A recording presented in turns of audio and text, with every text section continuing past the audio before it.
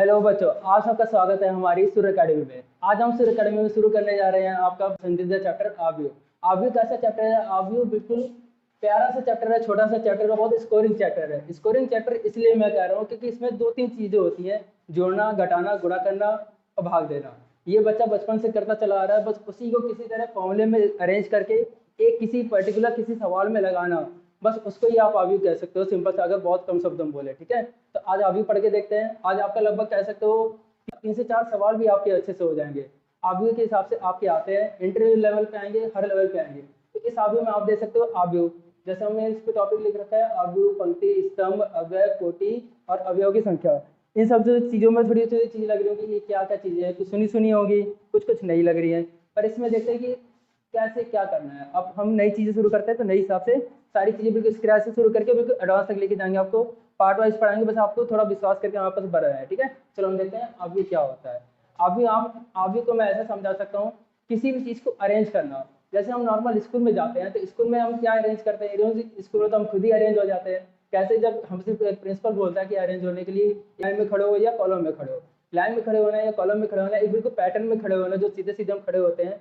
उसी चीज को अगर हम नंबर के साथ मैच कर दें, नंबर के साथ कैसे? नंबर हमारे दो टाइप के होते हैं। आप नंबर के कैसे हो सकते हैं? आपके नंबर वास्तविक होते हैं और समिश्र संख्या होते हैं, जो काल्पनिक नंबर होते हैं।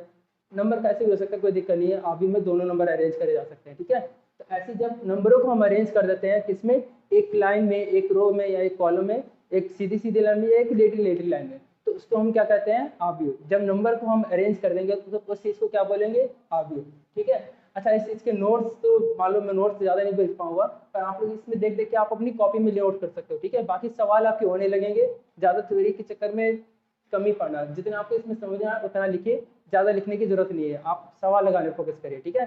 तो यहाँ पे देखिए आव्यूह।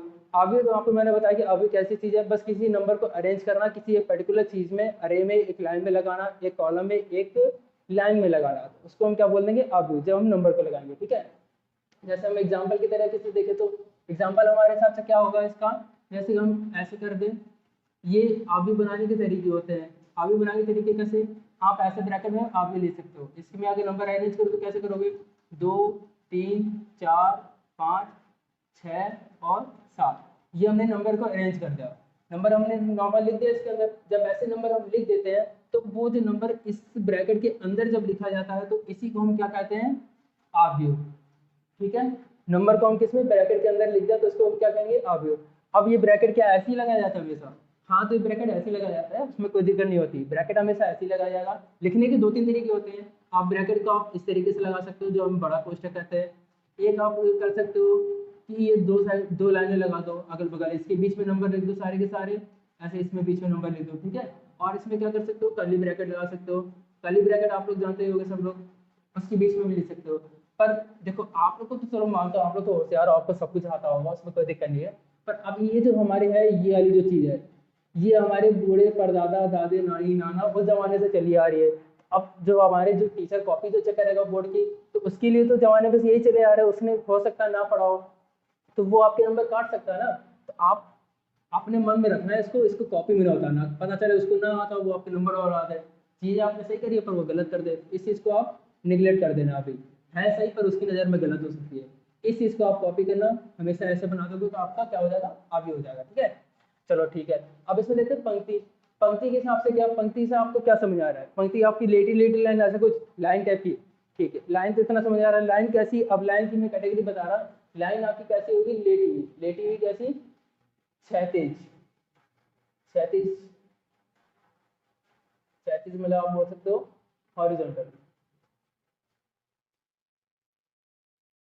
जो हॉरिजॉन्टल लाइन होती है, लेटी लेटी पड़ी हुई लाइन होती है, उसको हम क्या कहते हैं? पंक्ति, ठीक है। पंक्ति को हम इंग्लिश में क्या कहते हैं? रो, ठीक है। चलो इतनी बात हो गई। आप थोड़ा इंग्लिश से फेमिलियर हो जाना, क्योंकि हम पंक्ति बोलना बार बार नहीं प्रेफर करूंगा, मैं रो बोलूंगा, ठीक है। तो रो से आप समझ जाना कि रो क्या होता है? एक लेटी हुई लाइन जो ऐसे लेटे लेटे हो, ठीक है। स्तंभ क्या होता है? स्तंभ हमारा होता है कॉलम। कॉलम आपने जैसे घर में देखे हो, कॉलम कैसे होते हैं? खड़े खड़ी लाइन, खड़े खड़े होते हैं ना, बस वही कॉलम। आप इतना समझ सकते हो, जो खड़ी खड़ी लाइनें होगी उसको आप क्या कहोगे? कॉलम। खड़ी खड़ी लाइनों को हम क्या कह सकते हैं? ऊर्ध्वाधर, ऊर्ध्वाधर। इसको हम कहते हैं वर्टिकल, वर्टिकल कहते हैं ना, वर्टिकल लाइन हो गई आपकी ऊर्ध्वाधर और क्षैतिज। ऊर्ध्वाधर में क्या होता है, ऊर्ध्वाधर होता है हमारा स्तंभ, स्तंभ खंबा टाइप का। ठीक है, चलो इतनी बात हो गई। अब इस चीज को हम इसमें कैसे समझेंगे, इसमें देखो आप पड़ी हुई लाइन कैसे कह सकते हो। अब ऐसे तो ये जो लाइन है इसको अगर देखोगे तो ये पड़ी पड़ी ऐसे ऐसे है, पड़ी हुई लेटे लेटे नंबर बन रहे हैं, लेटे लेटे नंबर बन रहे हैं, तो इसको आप क्या बोलोगे, ये एक रो है। ऐसे इसको भी अगर देखोगे ये लेटी लेटी लाइन है, जिसको भी आप क्या बोलोगे, रो है। चलो ठीक है, रो आपको समझ आई, ऊपर भी रो है और नीचे भी रो है। चलो ठीक, क्षैतिज लाइन हो गई हमारी। अगर हम ऊर्ध्वाधर लाइन देखिए, ऊर्ध्वाधर मतलब खड़ी खड़ी लाइन देखनी है। खड़ी खड़ी लाइन किधर से बनेगी नंबर की, एक तो खड़ी खड़ी लाइन ये बनेगी नंबर वाली, एक खड़ी खड़ी लाइन नंबर वाली ये बनेगी, एक खड़ी खड़ी लाइन ये वाली बनेगी। तो इसमें देखा जाए तो ऊर्ध्वाधर लाइनें मतलब कि हमारी स्तंभ या कॉलम जो है वो कितने हैं, 3। और जो जो हम देख रहे हैं पंक्ति है हमारी रो, वो कितनी हो गई, 2। इतनी चीजें आपको समझ आई। ठीक है, चलो अभी ये आई और जे इसको भी देखेंगे, इसका क्या नाम है। बस आप इतना समझ सकते हो, आई पंक्ति को डिनोट करता है और जे किसको डिनोट करता है, स्तंभ को। इसको यूज कैसे करना है इसको आगे देखेंगे। चलो ठीक, इतने हमें समझ आ गया कि पंक्तियां हमारी क्या होती हैं, जो पड़ी हुई लाइन होगी, जो स्तंभ होगा वो कैसी लाइन होगी, खड़ी वाली लाइन होगी। चलो इसके आगे बढ़ते हैं। अवयव क्या होता है, अवयव आपकी ऐसी चीज होती है जो उसके अंदर भरी जा रही है। जैसे भी कोई भी मैट्रिक्स है, उसके अंदर जितनी भी आप नंबर लिख रहे हो, वो जो नंबर उस मैट्रिक्स के अंदर आ जाते हैं तो उसको आप क्या बोलोगे, अवयव। ठीक है, जैसे इसके अगर अवयव देखो, इसके अवयव मेरे हिसाब से क्या होंगे, आपको ये सोचो इसके अंदर क्या क्या नंबर लिखे हैं, 2 4 6 3 5 और 7। तो इसके अंदर जितने भी ये नंबर लिखे हैं, ये सारे नंबर क्या कहलाएंगे, अवयव कहलाएंगे। इसके अवयव कितने हो गए, यही सारे हो गए। ठीक है, चलो बहुत बढ़िया। और कोटि क्रम ऑर्डर, कोटि क्रम ऑर्डर, ठीक है, ये चीज थोड़ी नई नहीं लग रही होगी, नई तो मान लो सारी। चलो इसको देखते हैं ये क्या है, कोटि। कोटि से तो चलो मान लो इतना ना समझ आपको, पर क्रम से आपको थोड़ा थोड़ा अंदाजा है। क्रम मतलब सीरीज टाइप की ऐसा कुछ ना। तो सीरीज देखो क्या होता है, सीरीज, सीरीज आप ये कह सकते हो किसी मैट्रिक्स को लिखने का तरीका उसका क्रम कहलाता है। ठीक है, किसी भी मैट्रिक्स को लिखने का तरीका उसका क्रम कहलाता है। अब मैट्रिक्स को लिखा कैसे जाता है, अब ये देख लेते हैं। जैसे हमने मैट्रिक्स लिखी, तब अब मैंने तो मान लो ऐसे जल्दी जल्दी में ऐसे नॉर्मल एग्जांपल मैंने ले लिया। इसमें लिखने का तरीका मैं देखो तो मैंने ऐसे 3 ऐसे कॉलम बना दिए और 2 मैंने रो बना दी। यही मेरा तरीका हुआ कि 2 मैंने रो बनाई है और 3 मैंने कॉलम कर दिए। सिंपल सा तरीका। अगर इस चीज को अगर मैं कोटि और क्रम के रूप में लिखूं, अगर इसमें कैसे लिख सकते हो, आप ऐसे बनाओगे, इधर से देख लो, इधर से देख लो। आप जैसे यहाँ से ऐसे कर रहे हो, 2 4 6 8 10 12 ऐसे करके मैंने एक और बना ली। अब इसमें अगर मैं देखूंगा तो ये मेरी रो हो गई, ये मेरी रो हो गई, ये मेरा कॉलम, ये मेरा कॉलम, ये मेरा कॉलम। ठीक है, इसमें कैसे डिनोट करोगे, यहाँ पे m क्रॉस n लिखना है एक तो। अभी एक जनरल टर्म है, जैसे आई जे मैंने यूज करता है, ऐसे m क्रॉस n का यूज करोगे। m क्रॉस n क्या होता है, ये जो m होता है, m ये हमारी पंक्ति को डिनोट करता है। पंक्ति मतलब क्या, रो। रो, रो में भी क्या डिनोट करेगा, रो तो डिनोट कर रहा है रो की maximum number, maximum number of row. Row के कितने मैक्सिमम नंबर है, एक रो और दूसरी रो, 2 ही रो है, तो इसके मैक्सिमम नंबर कितने हो गए, 2। ऐसी n हो गया, n हमारे कितने हो गए, एच एन किसको करेगा, कॉलम को करेगा, कोई दिक्कत नहीं, सम। ठीक है, ऐसे कॉलम को करेगा, ये कॉलम, कॉलम को करेगा। कॉलम में भी कितने नंबर, जो उसके मैक्सिमम नंबर जाएंगे। इसमें कितने मैक्सिमम नंबर जा रहे हैं, 1 2 3, 3 कॉलम है तो 3 हो गए इसके मैक्सिमम नंबर। इसका मैक्सिमम नंबर 3 होगा, मतलब कि n की वैल्यू कितनी हो गई मेरी, 3। ऐसी m की वैल्यू कितनी हो गई मेरी, 2। अगर इस मैट्रिक्स का अगर मुझे ऑर्डर लिखना है या क्रम लिखना है, तो इस चीज़ को मैं कैसे लिख सकता हूँ।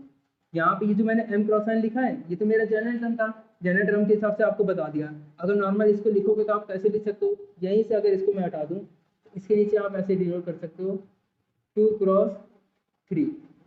मतलब कि इस बात से आपको क्या समझ आ रहा है, ये जो 2 लिखा है 2, इसका मतलब ये है कि इसमें जो रो बन रही है वो कितनी है, 2 लाइनें बन रही हैं, रो की 2 लाइनें बन रही हैं। और जो ये n की वैल्यू दे रखी है आपको 3, जिसका मतलब क्या है कि कॉलम की कितनी लाइन बनेंगी, 3। कॉलम आपके हो गए 3 और रो हो गए 2। बस इसको यहीं पे इतना ही रखना है, 2 क्रॉस 3 इसको पढ़ेंगे, बस सिंपल सा इतना रखना है। ठीक है, चलो आपने ये ऑर्डर लिखना सीख लिया। अच्छा, जनरल टर्म जो मैं बोल रहा हूँ, जनरल टर्म क्या होता है, जनरल टर्म, इसको आप हिंदी में बोल सकते हो व्यापक पद। चलो देखते हैं इसको। आगे को आप किसी तरीके से लिख सकते हो, ए से डिनोट कर सकते हो, बी से कर सकते हो, सी से, या जो भी आपका मानो, किसी भी अल्फाबेट से कर सकते हो, कैपिटल अल्फाबेट से। यहाँ पे जैसे मैंने ये बनाया, ये तो मेरा आगे को डिनोट कर रहा है, ब्रैकेट मेरा आगे को डिनोट करता है, उसमें कोई दिक्कत नहीं है।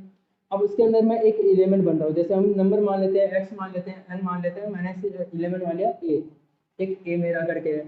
अब इसके अंदर क्या लिखा मैंने, आई और जे। आई और जे मैंने आपको बताया था, आई और जे क्या होता है, आई मतलब मेरे रो के नंबर और जे का मतलब कि मेरा क्या हो गया, क्या हो गया, इस सम का नंबर। ठीक है, चलो इतना हो गया। अब यहाँ पे मैं क्या लिखूंगा, एम क्रॉस एन। अब एम क्रॉस एन का मतलब क्या हो गया, एम का मतलब ये हो गया आपका कि ऑर्डर। अब यहाँ से आप कैसे पता करोगे कि ऑर्डर कितना क्या है, यहाँ पे जैसे आपको अगर लिख के दे देगा कि 2 क्रॉस 3 की है, इसका मतलब क्या हो गया आपका, इसमें 2 रो बन रही होंगी और 3 कॉलम हो गए।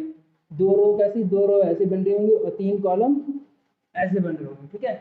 अच्छा, अब इसमें नंबर कहाँ लिखे जाएंगे, ये जो नंबर होती है ना, खड़ी लाइनें और बड़ी लाइनें, ये जहाँ पे भी इंटरसेक्ट करेंगे, मतलब कि जहाँ पे भी एक दूसरे को काटेंगी, तो वो जहाँ पे चौक बनेगी ना, चौक चौरा, उस जगह पे ये जाके नंबर बैठ जाते हैं। जैसे कि इसमें कितने नंबर बैठेंगे, इतने यहीं पे जाके बैठ जाएंगे, सिंपल। ऐसे अगर मैं इसमें बोल दूँ कि मेरी जो कोटी है, कोटी मेरी दे रखी है आपको 3 क्रॉस 4 की दे रखी है, ठीक है। तो इसमें नंबर मेरे कैसे बनेंगे, अब इसमें देख सकते हो आप, रो के नंबर कितने हैं, 3, और कॉलम के कितने हैं, 4। तो रो पहले 3 खींच लो, 1 2 3 हो गए। अब जब कॉलम देख लो चाहो तो 4 कॉलम खींच लो, एक कॉलम, दूसरा कॉलम, तीसरा कॉलम और 4 कॉलम, ठीक है। अब इसमें नंबर लिखोगे तो किधर लिखोगे, ये जहाँ पे ये काट रहे हैं बस वहीं पे आपको नंबर लिख देने, सिंपल। इस हिसाब से हमारा थोड़ा कोटी का चलता है। लिखने का तरीका आपको बता दिया। अब ऐसे अगर कोई भी आपको मिलेगा तो आप उसको लिख लीजिएगा, ठीक है। चलो ठीक है, यहाँ तक हम पहुँच गए। और क्या हमारे पास, अवयवों की संख्या। अवयवों की संख्या से आप इतना समझ सकते हो, अवयवों की संख्या, अवयव आपको पता है कि अवयव क्या होता है, जो इसके अंदर चीजें लिखी हैं, जो इसके अंदर चीजें लिखी हैं वो आपके अवयव कहला रहे हैं, ठीक है। चलो इतने कहला रहे हैं। अब इसकी, अब इन्हीं की संख्या बतानी है, मतलब कि जितने लिखे हैं कितने लिखे हैं, बस उनको जोड़ के बताना है। या तो आप ऐसे गिन के बता दो, तो वो एक नॉर्मल सिग्मा रूल। अगर वो आपको नहीं है, मान लो अभी तो चलो छोटे छोटा 2 3 का बता रहा हूँ, अगर मैं बोल दूँ 50 और क्रॉस 60 का बताओ, तो फिर ऐसे बनाते रहोगे लाइनें, तब तक वो पता नहीं कहाँ शादी वादी सब कुछ हो जाएगी ना, तो वो उस चीज़ को नहीं करना है। यहाँ से हमें नॉर्मल यहाँ से देखना है कि ये जो लिखा है अभी क्रॉस का, मैं क्या बोल रहा था, क्रॉस का कोई मतलब नहीं है, पर अब क्रॉस को क्या करो, क्रॉस को यूज नहीं करो। क्रॉस अब बचपन से क्या पढ़ के आओ, गुणा, तो बस सीधा गुणा गुणा करो, 2 3 कितना हो जाएगा, 6। इसमें अवयवों की संख्या कितनी होगी, 6। देखो गिन के देखो, 1 2 3 4 5 6, सिंपल। ऐसे ही अगर मैं बोलूँ 3 क्रॉस 4 में कितने अवयव थे, या तो इस जितने भी गोले बने इन सब का टर्म जीरो को सर जोड़ो, सारे का टर्म जीरो जोड़ दोगे तो आपको पता चल जाएगा। अगर आप जोड़ना नहीं चाहते तो सीधे 3 क्रॉस 4 का गुणा कर लो, 4 3 कितना हो गया, 12। तो इसमें कितने अवयव भरे गए होंगे, 12, ठीक है। ऐसे अगर आपसे मैं अगर बोल दूं अब 25 और क्रॉस 2 की अगर मैं बनाऊंगा, कोई मैट्रिक्स बनाऊंगा, कोई आगे बनाऊंगा, तो उसमें कितने अवयव होंगे। अगर मैं इसमें बोल रहा हूँ 25, आप इस, अब आपके दिमाग में इतना तो चाहिए होगी कि 25 उसमें क्या है, रो है, रो का मतलब क्या, पड़ी हुई लाइन है, और 2 कॉलम है, मतलब कि 25 ऐसे ऐसे करके बना दी गई होंगी बहुत सारी, और केवल 2 डंडी खींची गई है ऐसी। तो यही ऐसे ही बस ये जो क्रॉस बन रहे बस यहीं पे बच्चे बैठा लेंगे और कहीं लिए, यही मतलब बच्चे मतलब क्या, नंबर बैठा लेगा, ठीक है। यहीं पे हमारा सब कुछ हो रहा है। थोड़ा थोड़ा समझ आ रहा है ना। अब इसमें अगर अवयवों की संख्या निकालोगे तो कैसे निकालोगे, 25 का 2 में मल्टीप्लाई कर दो, 50 संख्याएं होंगी, सिंपल। ठीक है, चलो इतना हमने देख लिया। अब इसके आगे का थोड़ा अभी और देखते हैं, ठीक है। आपको अगर स्क्रीन शॉट लेना हो तो ले, उम्मीद करता हूँ कि आप लोग स्क्रीनशॉट ले चुके होंगे। आप लोग ने अभी तक क्या क्या पढ़ा था, आपने अवयव को जाना, पंक्ति जानी, स्तंभ जानी, अवयव जाने, कोटि जाने, अवयव की संख्या जानी, इतनी चीजें। चलो ये बेसिक जो जनरल टर्म था आपका अवयव का, उतना आपका मजबूत हो गया। इससे आप कह सकते हो आपके 1 नंबर पक्का हो गया, ठीक है। चलो इसके आगे बढ़ते हैं। अब 1 नंबर तो पक्का हो गया। चलो अब ये देखते हैं ये क्या है, ग्राफ ऐसा इतना बड़ा बना के रखा है ना। इस चीज को आप कैसे कर सकते हो, वो एक आप जनरल टर्म में बता रहा था, आपको याद होगा, AIJ करके कुछ बोला था ना, AIJ। अब AIJ क्या है उसको समझते हैं। मैं क्या बोल रहा था, ए जैसे आप ए से आप डिनोट करते थे यहाँ पे, अब ये जो आप डिनोट करते हो इसके यहाँ पे कैसे लिखोगे, ऐसे लिखोगे। ऐसे लिखने का मतलब क्या है, ये आप ऑर्डर इसके नीचे लिख रहे हो, जो आपकी अवयव है, जो आपकी मैट्रिक्स है, उसके ऑर्डर उसके जस्ट नीचे आप बताओगे कि इतनी बड़ी हमारी मैट्रिक्स है, हमारी मैट्रिक्स की कितनी कथा है, वो आप उसके नीचे लिख के दोगे। मान लो 1 क्रॉस 1 लिख दिया, 2 क्रॉस 2 लिख दिया, या 44 क्रॉस 49 लिख दिया, ऐसे उल्टा सीधा जो आपको लिखना हो आप अपने हिसाब से भर लेना, ठीक है। तो आप ऐसे लिख लोगे। अब इसके आगे क्या बताया था मैंने, आप ऐसे ब्रैकेट लगाओगे, जो ब्रैकेट हम लोग को लगाना ही लगाना है। यहाँ पे हम क्या लिखेंगे, ए हमारा ऐसे बेसिक टर्म मान लिया था हमने ए। यहाँ पे क्या लिख दिया हमने, आई और जे। आई और जे के बारे में आप लोग को मतलब में इतना पता है कि आई आपका क्या होता है, रो को डिनोट करता है, जे आपका क्या डिनोट करता है, कॉलम डिनोट करता है। ठीक है, चलो आई आपका रो डिनोट करता है, जे आपका कॉलम डिनोट करता है। उसको इस ग्राफ से कैसे समझें, चलो उस ग्राफ से समझ के देखते हैं। मैंने बताया ए आपकी एम क्रॉस एन की एक मैट्रिक्स है। अब एम क्रॉस एन से क्या मतलब मेरा हो सकता है, एम का मतलब मैंने क्या बताया आपको, जो रो की मैक्सिमम नंबर जा रही होगी वो आप एम से डिनोट करोगे। रो की मैक्सिमम नंबर जा रही होगी ना, रो की मैक्सिमम नंबर जा रही है मतलब कि रो को आप किससे डिनोट कर रहे थे, आई से डिनोट कर रहे थे। अब रो की मैक्सिमम नंबर कहाँ से, अब एम तक जा रही है तो जीरो से तो कोई शुरू नहीं होता है। नंबर आपके कैसे आते हैं, एक से ही आते हैं। मान लो जीरो आ जाते हैं, वो बात अलग है कि फेल हो जाते हैं, ठीक है, उसमें नहीं ले रहे हम, मतलब इंटीजर की बात कर रहे हैं, पूर्णांक की बात कर रहे हैं, ठीक है। तो आई की वैल्यू कैसे होगी, एक, उसके बाद क्या आएगा दो, उसके बाद क्या आएगा तीन, ऐसे करते बढ़ते चले जाओगे। मान लिया ये कहाँ तक जा रहा होगा, हमारा एम नंबर तक जा रहा है। इतनी चीज समझ आई। आई हमारा कहाँ से शुरू हुआ, एक से शुरू हुआ, एम तक जा रहा है। इतना भी आप यहाँ पे बस इतना इतना समझो। उसके बाद जे क्या है, जे जे हम एक से शुरू करेंगे, एक दो तीन ऐसे करते करते कहाँ तक से पहुंच जाएगा हमारा, एन तक पहुंच जाएगा, ठीक है। चलो अब इसको देखते हैं। आई हमारा ए से लेके एम तक जा रहा था, अब इसमें कैसे देखें। अब ये क्या हमारी, आपको पता था कि जो आपकी खड़ी खड़ी लाइन होती थी, खड़ी पड़ी मतलब खड़ी खड़ी तो कॉलम होती थी, जो पड़ी हुई होती थी, लेटी हुई होती थी, उसको आप क्या बोलते थे, रो बोलते थे ना। तो रो कितनी है इसमें, आपकी एक ये रो हो गई, एक ये रो हो गई, एक ये वाली हो गई, एक ये वाली हो गई, ठीक है। अब ये डेड डेज का मतलब आप लोगों को पता होगा कि यहाँ की बहुत सारी चीज़ें छोड़ी गई, ठीक है। मैं आगे आगे बढ़ता जा रहा हूँ, उसके एंड तक जाने की कोशिश कर रहा हूँ। जैसे यहाँ पे डेड डेज लगाया, बस वही वाला उसका मतलब वहाँ पे भी। अब यहाँ पे देखो, ये पहली रो थी, पहली रो, अब रो की पहली रो है मतलब कि पहली रो है, पहली रो मतलब कि आई की वैल्यू यहाँ पे कितनी होगी, एक, कंफर्म। तो आई की वैल्यू मैंने देखो एक लिखी है, पहली रो पे एक लिखी है, पहली रो पे एक लिखी है, पहली रो पे एक ही लिखी है। इतनी चीज कंफर्म। अब दूसरी रो पे जाओगे तो दूसरी रो पे कितनी हो जाएगी, आई की वैल्यू दो हो जाएगी, उसमें कोई दिक्कत नहीं। तो आई की वैल्यू यहाँ पे मैंने कितनी लिख दी, दो। अब ये पीछे का छोड़ो, आगे आगे का देखते हैं, ठीक है। जैसे यहाँ पे हमने एक लिखा, यहाँ पे हमने एक लिखा, यहाँ पे एक लिखा, यहाँ पे एक लिखा, उसमें कोई टेंशन नहीं है। यहाँ पे जब दो हमने लिख रहे थे तो यहाँ पे भी दो ही दो लिख दिया, ठीक है, दूसरी रो है। ऐसे हम करते चले जाएंगे, आई की वैल्यू कितनी हो जाएगी, तीन, उसमें भी कोई दिक्कत नहीं। तीसरी रो तक हम पहुंच गए, बढ़िया। अब ऐसे ही हम एड्रेस करना शुरू करेंगे तो वो हमारी कहाँ तक पहुंच गई, मान लिया हमारा ये जो हमने बात की एक दो से तीन से शुरू कर कहाँ तक जा रही है, एम तक जा रही है। अब यहाँ बीच की बहुत सारी चीजें मैंने छोड़ के आई की वैल्यू मैंने कहाँ तक रख दी, एम तक। आई की वैल्यू देखो एम एम एम एम ऐसे करके मैंने लिख दी, ठीक है। चलो आई की वैल्यू हमने रखनी सीख ली। अब यहाँ से हम क्या समझे कि जो हमारा जे की वैल्यू है, जे का मतलब क्या था हमारा, कॉलम। कॉलम हम देखते हैं, कॉलम हमारे कितने हैं, एक कॉलम, दूसरा कॉलम, तीसरा कॉलम, चौथा कॉलम, ठीक। मतलब कि इस वाले के लिए अगर हम देखें तो इसके लिए जे की वैल्यू मेरी कितनी होनी चाहिए, एक। देखते हैं, पहला कॉलम एक ही था, दूसरा कॉलम एक ही था, तीसरा कॉलम एक ही था, सॉरी मैं गलत बोलता जा रहा हूँ।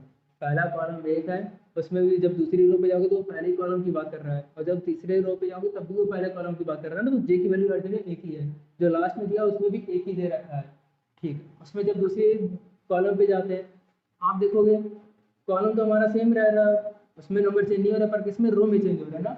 ऐसे इसमें भी होंगे और ऐसे इसमें भी होंगे।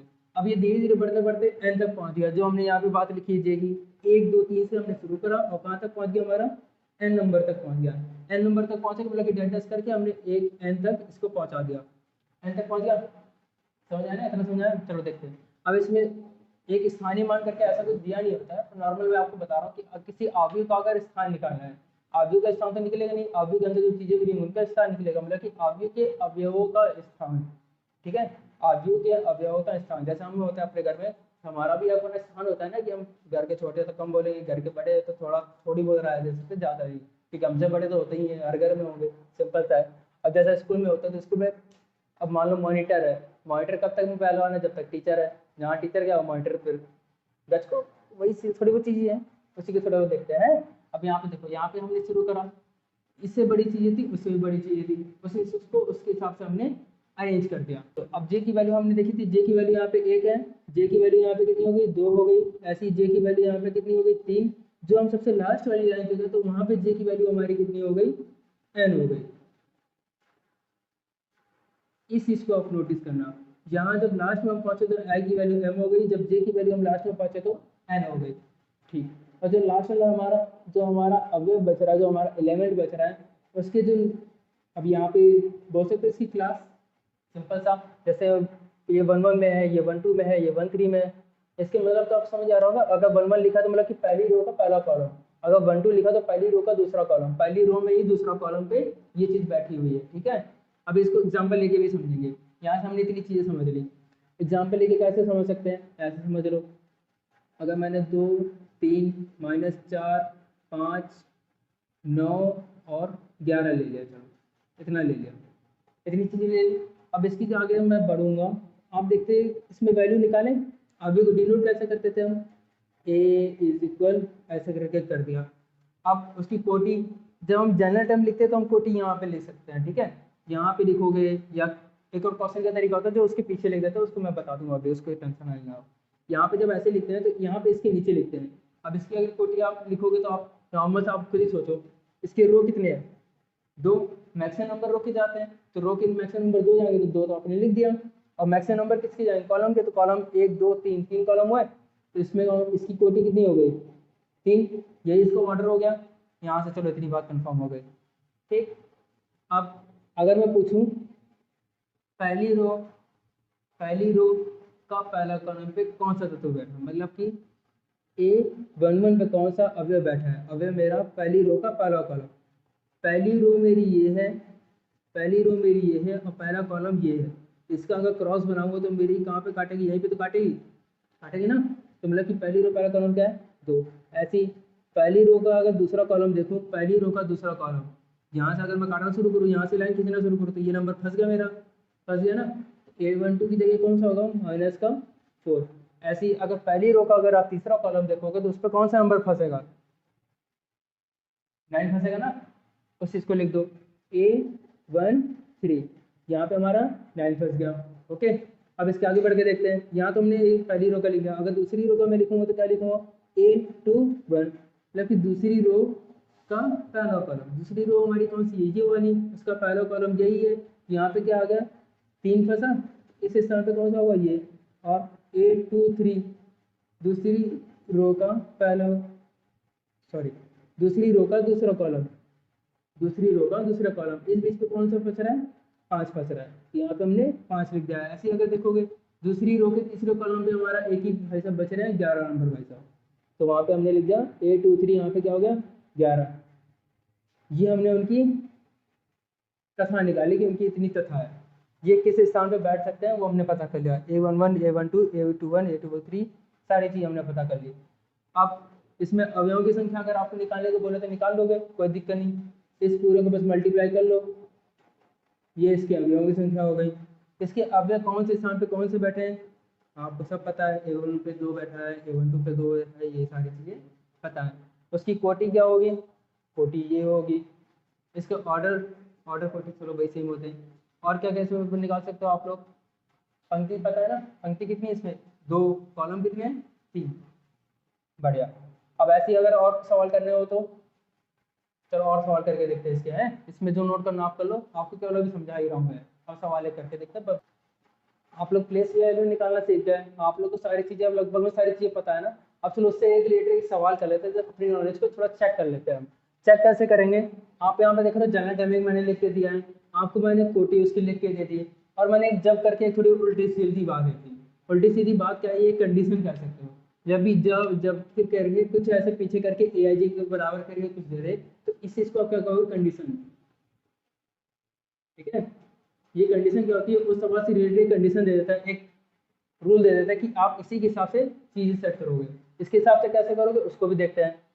कर क्या सकते हैं हम, अगर 2x2 की अगर हम मैट्रिक्स बना रहे हैं तो 2x2 की कैसे बनेगी, आप तो सोचो, ए जगह ऐसे मैट्रिक्स बनेगी, यहाँ से मैं ऐसे करूँगा, इधर मैं ऐसे करूँगा, 2x2 की मतलब कि आपको क्या समझ आएगा, 2 रो होंगे और 2 कॉलम होंगे, मतलब कि 2 रो ऐसे से बनेगी और 2 कॉलम ऐसे से बनेगी, कन्फर्म।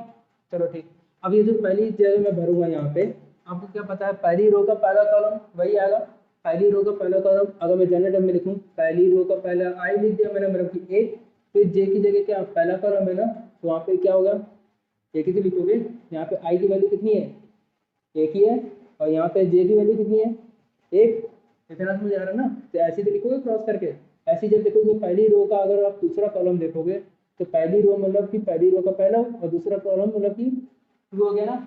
ऐसे इधर देखो, जब यहाँ पे देखोगे तो ये कौन सी रो है, दूसरी रो है, मतलब कि आई की वैल्यू यहाँ पे कितनी हो गई 2 और जे की वैल्यू यहाँ पे कितनी हो जाएगी 2। ठीक है, अब यहाँ पे जब देखोगे दूसरी रो है, दूसरी रो का तो पर ये तो दूसरी रो का पहला कॉलम आ रहा है, तो दूसरी रो का पहला कॉलम। ठीक, ऐसे यहाँ पे देखो, अब यहाँ पे जो नंबर लिखोगे दूसरी रो का दूसरा कॉलम A22। ठीक, चलो इतना कर लिया। अब इतना तो हमने लिख लिया, पर इससे आगे कैसे बनाओगे, आगे बनाना है ना। अब इन सब का मान भी पता होना चाहिए। इन सब का मान कैसे पता चलेगा, मान किसका पता करना है हमें, A11 A12 A21 A22 इसका पता करना है ना। चलो देखते हैं इसको कैसे करना है। जब हम A11 का मान ज्ञात करते हैं तो यहाँ पे आपको दिख रहा है ना, आई की जगह क्या लिखा है 1, जे की जगह क्या लिखा है 1। आपको कंडीशन क्या दे रखी थी, यही दे रखी थी। कंपेयर करो, आई की जगह क्या लिखा है 1, जे की जगह क्या लिखा है 1, मतलब कि आई की जगह मैं 1 लिख सकता हूँ। आई की जगह क्या लिख सकता हूँ 1, 2 गुणे क्या हो जाएगा 1 और प्लस 3 गुणे क्या हो जाएगा 1, क्योंकि जे का मान भी एक ही है। इसको सॉल्व करोगे 2 और 3, 2 एकम 2, 3 एकम 3, 3 2 5, तो A11 की वैल्यू कितनी आ गई हमारी 5। ऐसे अगर A12 की अगर निकालोगे आप, अब आई की वैल्यू कितनी है इसमें 1 और जे की वैल्यू कितनी हो गई 2, मतलब कि 2 क्रॉस 1 तो रह गई, और जे की वैल्यू चेंज हुई है, तो 3 क्रॉस किसका होगा 2 का। 2 एकम 2 हो गया, 3 दूनी कितना हो गया 6, 6 और 2 कितना हो गया 8, तो मतलब कि A12 की वैल्यू कितनी हो गई हमारी 8। ऐसे ही अगर आप निकालोगे A21 की, तो अब इसमें आई की वैल्यू चेंज हुई है, आई की वैल्यू कितनी हो गई 2, जे की वैल्यू कितनी है 1, तो यहाँ पे देखो 2 क्रॉस 2, आई की वैल्यू रखती है ना यहाँ पे, प्लस करा 3 क्रॉस क्या होगा 1, इसको सॉल्व करोगे ये होगा 2 दूनी 4 और 3 एकम 3, सॉल्व करोगे कितना आ गया 7। ऐसे अगर आप देखोगे A22 ना, A22 में क्या करना होगा, दोनों जगह 2 2 रख दो, सिंपल वही वैल्यू, कंडीशन तो वही है हमारी, 2 क्रॉस 2 और प्लस 3 क्रॉस भी 2 कर दिया, 2 दूनी 4, 3 दूनी 6, सॉल्व करिए कितना आ गया 10। अब देखोगे आपको सबकी वैल्यू आपको पता है, A11 की पता है, A12 की भी पता चल गई, A21 की पता चल गई, A22 की पता चल गई। इसको उठा के यहाँ चिपका दो। अब यहाँ पे अगर चिपकाना चाहते हो तो कैसे चिपकाओगे, बस उठा के चिपका दो, कोई इसका कोई रूल नहीं होता। यहाँ पे हमारी मैट्रिक्स कैसे बनेगी, अब जो हमारा A मैट्रिक्स दिया था उसमें हम उसकी वैल्यू रखेंगे। A11 की कितनी थी 5, यहाँ पे हमने 5 लिख दिया। ऐसे ही A21 की वैल्यू कितनी दे रखी है 7, इधर 7 लिख दिया। A12 की वैल्यू कितनी है 8, यहाँ पे हमने 8 लिख दिया। A22 की वैल्यू कितनी है 10, यहाँ से हमने 10 रख दिया। ये हमारी बन गई मैट्रिक्स। अभी दिखने लग गया ना खुशी। अब चलो इसके आगे देखते हैं, इसके आगे अब क्या ही बच गया, सोच रहे हो ना, कुछ नहीं, यहाँ से हमारा सब कंप्लीट है। बस यहाँ पे कोटी इसकी लिख देना आप, 2 क्रॉस 2 की, बस आपका यही आंसर हो गया। ये हमारा क्या है आंसर। ठीक है, इससे रिलेटेड मैं एक सवाल अभी यहाँ पे चिपका दूंगा, आप आराम से देख लेना, उसी के रिलेटेड तो आप कर लेना। ठीक है, उससे आपकी भी थोड़ी प्रैक्टिस बन जाएगी। बाकी आप लोग अब बताओ कैसा लग रहा है, किताब उठा के देखना, बेसिक बेसिक बिल्कुल कंप्लीट है। अगली वीडियो में हम पढ़ेंगे इसके टाइप्स, तो टाइप्स में आप लोग को थोड़ा सा टाइम लगेगा, टाइप्स पढ़ा देंगे अच्छे से। ठीक है, उसमें भी टेंशन ना लेना, सारी चीज़ें अच्छे से चलेंगी।